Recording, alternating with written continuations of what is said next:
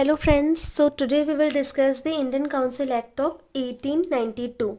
So the basic feature of this act were as follow. It increased the number of additional, that is non-official members in the Central and Provisional Legislative Council, but maintained the official majority in them. सो जो non official member थे वो increase कर रहे थे central और provisional legislative councils में, but जो official members थे उनकी मेजॉरिटी अभी भी बरकरार थी. ये इंक्रीज कर रहा है फंक्शन ऑफ लेजिस्लेटिव काउंसिल.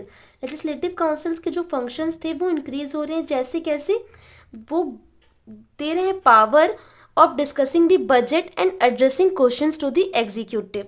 तो लेजिस्लेटिव काउंसिल्स के जो फंक्शंस हैं वो बेसिकली थोड़े ही इंक्रीज हुए कि वो पावर दे रहे हैं कि आप डिस्कस कर सकते हो बजट और एग्जीक्यूटिव्स को कुछ क्वेश्चंस आस्क कर सकते हो. ये प्रोवाइड कर रहे हैं nomination of some non official members of the central legislative council by the viceroy.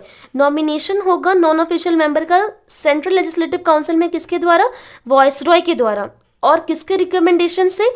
Provisional legislative council and Bengal chamber of commerce. यानी कि सेंट्रल लेजिस्लेटिव काउंसिल में किसके द्वारा नॉमिनेशन होगा? वाइसरॉय के द्वारा. कौन कौन रिकमेंड करेगा?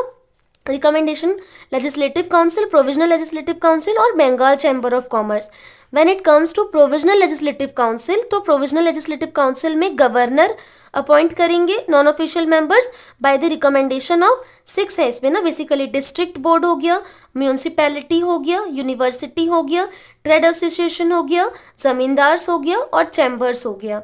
सो ये जो एक्ट है ये लिमिटेड एंड इनडायरेक्ट प्रोविजंस बनाता है इलेक्शंस के लिए कि आप इनडायरेक्टली फिल करो कुछ कुछ नॉन ऑफिशियल सीट्स जो हैं सेंट्रल और प्रोविजनल लेजिस्लेटिव काउंसिल की. However the word election not used in this act ना. The process was described as a nomination made on the recommendation of certain bodies. I hope you like my video. Thank you.